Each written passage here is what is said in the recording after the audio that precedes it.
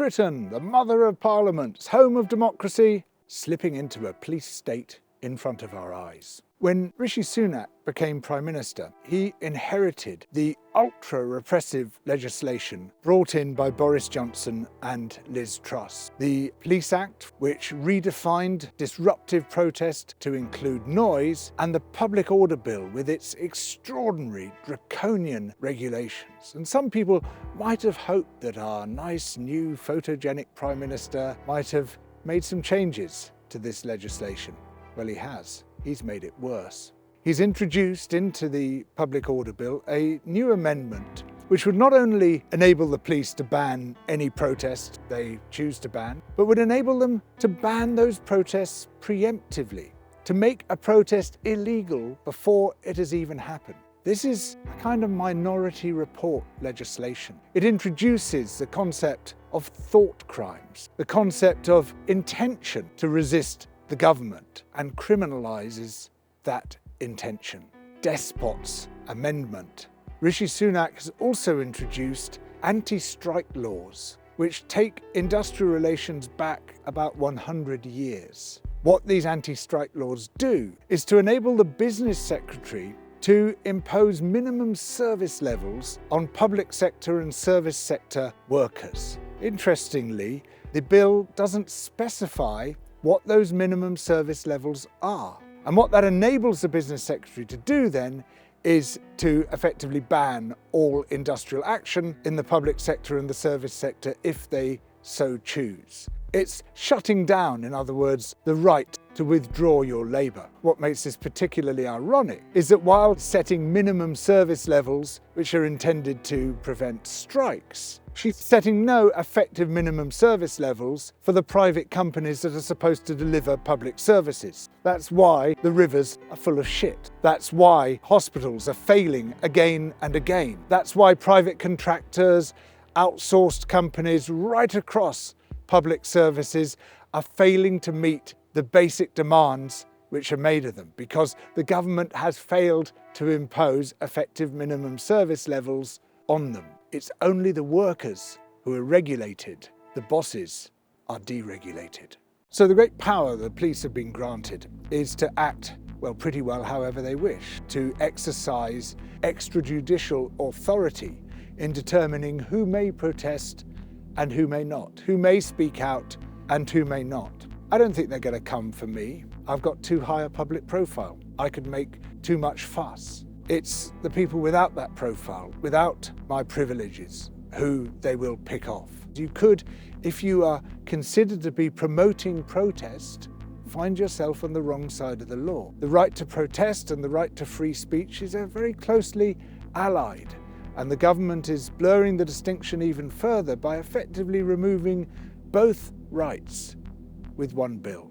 Already we've seen journalists arrested at environmental protests, even though the police knew they were journalists, but they wanted to shut down coverage. And if, well, they got sued and had to pay out a few £1,000s later, that didn't seem to bother them. I think increasingly we're going to find the police using their arbitrary powers to stop reporting protests as well as to stop the protests themselves. Always they'll tell you it's to prevent disorder, it's to prevent disruption. But what exactly do they mean by preventing disorder? Well, they mean exactly the same as coercive and controlling powers have meant for centuries. The Native Americans had to be corralled into reservations while European people seized their lands to prevent disorder. The Kikuyu people in Kenya had to be corralled into concentration camps and tortured to death there in the 1950s to prevent disorder. The Public Order Bill, as its name suggests, is introduced to prevent disorder. The anti-strike legislation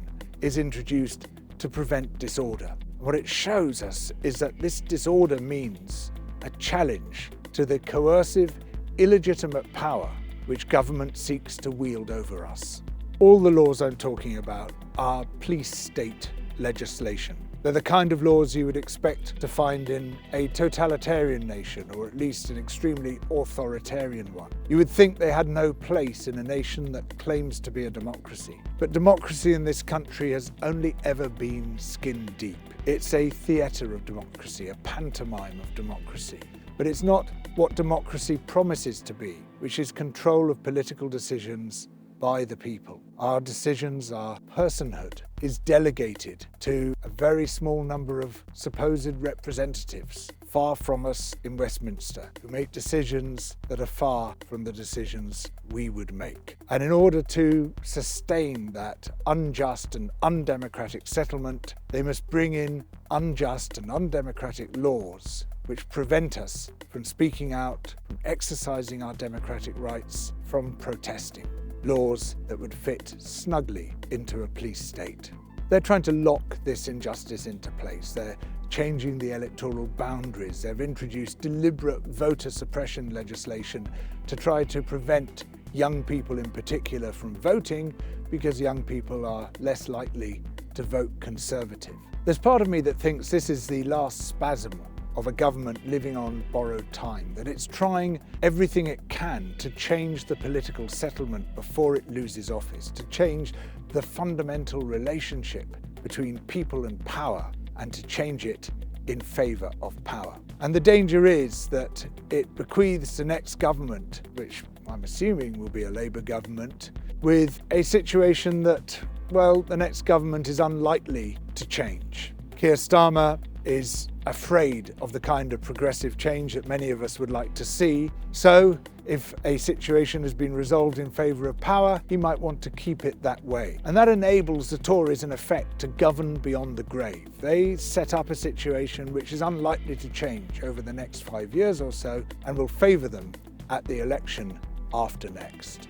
In relationships, controlling and coercive behaviour is now an offence for which you can be prosecuted. But in politics, controlling and coercive behaviour is valorised and glorified, and those who exercise it are bigged up in the press. We're told that there are heroes. It's not just a change of government we need, it's a change to the whole way in which we are governed. In fact, it's a change to the very concept of being governed. Here we are in the 21st century, still living according to 18th century rules. Here we are with tremendous potential to organise our own lives, to make our own decisions through deliberative, participatory democracy, true democracy. And yet none of that potential has been realised. It's stiffed by government before it even rears its head. And so we find ourselves in this extraordinary situation where the only real democratic outlet we have, protest, is being shut down. And instead we have this farce, this pantomime played out among 650 people in Westminster, scarcely any of whom are allowed to speak their own minds.